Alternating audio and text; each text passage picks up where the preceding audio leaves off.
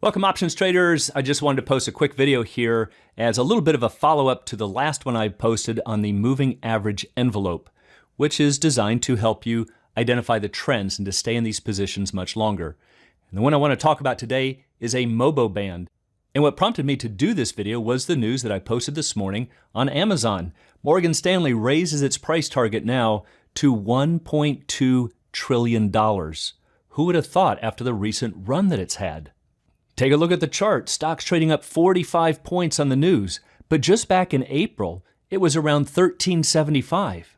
And today, now over 1978. So it's gone up 600 points in 4 months. And yet traders miss that. Why? Because back here, they might see this gap up and go, ooh, that's too big of a jump. Let me get out. Or here's a little pullback. Let me get out. It's now going to turn. And they spend their time getting in and out for all of these nickels and dimes, but they miss the serious money.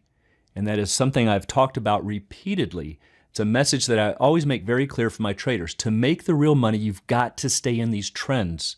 And of course, that can be a scary thing, but that's where the options make you better because we can hedge, roll, morph these positions, manage that risk, but still capture these trends. But then that raises another good question. How can we identify when these trends are changing? Well, that's where the MOBO bands can help. So what is a MOBO band? Well, these were developed by the dearly departed David Elliott. I actually knew David very well from First Wave and wonderful technician, and this is one that he actually created and with a lot of success. And it stands for Momentum Breakout. And it is designed to show breakouts and breakdowns, exactly what you want to capture these long-term trends. So what is a MOBO band? Well, it's very simply a twist on Bollinger Bands. If you need a refresher on Bollinger Bands, there is a video right here in this forum that goes through the Bollinger Bands. But as a quick refresher for the highlights, just remember that stock price changes follow a bell curve. So for example, if a stock closed at 100 yesterday and closed at 101 today, the return is 1%. If it closed at 99 today, the return would be minus 1%. It fell 1%. Well, if we were to track those changes over a long period of time and graph them like you're seeing here, you would get a bell curve. Well, if that's true, we can fall back to a statistical principle called the empirical rule that says that for any bell curve, no matter what its shape, as long as it's this bell shape, that about 68% of the data fall within what's called one standard deviation. That's just a mathematical calculation, not really important, but 68% of the data fall within this one standard deviation mark. And in this chart below, that would be this red area down here. About 95% of the data will fall within two standard deviations. So in the graph below, that's going to be the red plus the blue area. 95% of all of your data is going to fall somewhere in that range. And then finally, essentially all, or about 99.7% of all the data, will fall within three standard deviations. That's the area that you're seeing here. Keep in mind, that is not the final frontier. There's a fourth and a fifth standard deviation. They go on forever.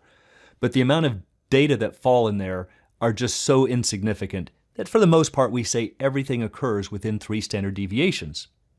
Well, if that's true, the Bollinger rule said here's the way we're going to set up the charts. We're going to use a simple moving average, and then we're going to look at a two standard deviation mark for usually 20 periods. Again, if you're using a day chart, that means looking back 20 days. So if we use two standard deviations, we're including about 95% of all the stock prices.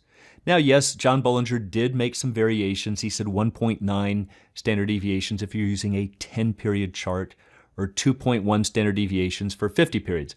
But basically looking at two standard deviations.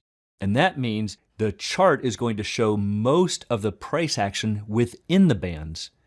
And he's looking for turning points. What are the relative highs and lows? Well, what David Elliott did with MOBO bands is to just use the inverse of that idea. Instead of saying we want to capture all of the data within two standard deviations, he says, let's take a look at the things that are outside of the bands. Where are the best performers? And he used 0.8 standard deviations. Why he chose 0.8, I'm not really sure, but statistically, it comes up to be about 42% of the prices will fall within 0.8 standard deviations.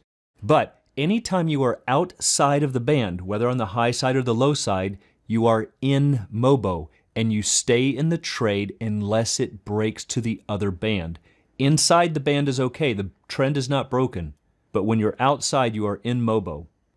So the analogy that David Elliott used was to think back here to our bell curve and maybe in a classroom. If these are your C students in the middle, we're not really worried about those. We want to know who the B's and the A's are out here. Those are the ones that are performing well. Well, conversely, the people on the other side, the D's and the F's, are on this side, but we can also make money on stocks that, let's say, are in the D and F range. But we want to know when they are at these extremes, not when they're in the center. So let's go back to our chart here. Here's Amazon, and just for a little refresher, I'm going to come back here to Bollinger Bands. There's the 2 standard deviation mark. And if we choose save, as expected, remember this is what we talked about, most of the price action will fall within the bands. Well, it shouldn't come as a surprise. 95% of the data will. And what John Bollinger said is that when you get to these extremes, this is a time that you should expect a turn. Well, David Elliott changed that, and he said, what if we look at only the times that we are outside of these bands? So watch what happens if I change this to 0.8. Now I can do that here in the platform. Just go back to your studies, choose Bollinger Bands, and I'm going to change this to 0.8 standard deviations and click on Save. Well, now we get a very different picture. Take a look through here. Amazon was in MOBO through here, but even when it dipped down into here, it never broke the lower band. We should have stayed in there. We're still in MOBO, still in MOBO. And then when we broke down here, this is when we saw the really dramatic fall. We get back in here, we're still not going to get back in, still not going to get back in until we are in MOBO. And again, even though we dip down in here, we stay. Look through here, it would have kept you in. We stay. Through here, would have kept you in. By looking at your MOBO bands, it would have kept you in the trends because this is where you were looking at the A and B students, so to speak. Yeah, we had some little slight falling out in through here, but it was not enough to say that we broke momentum. So if you're looking for some tools to help you stay in trends longer, look to MOBO bands. But your best tool is to use options because they allow you to manage the risk as you're following these trends. If you'd like to learn more about the art and science of options trading, please check out the Alpha Trader course at optionsaToZ.com. And also, please join us on the Facebook trading group, Options A to Z.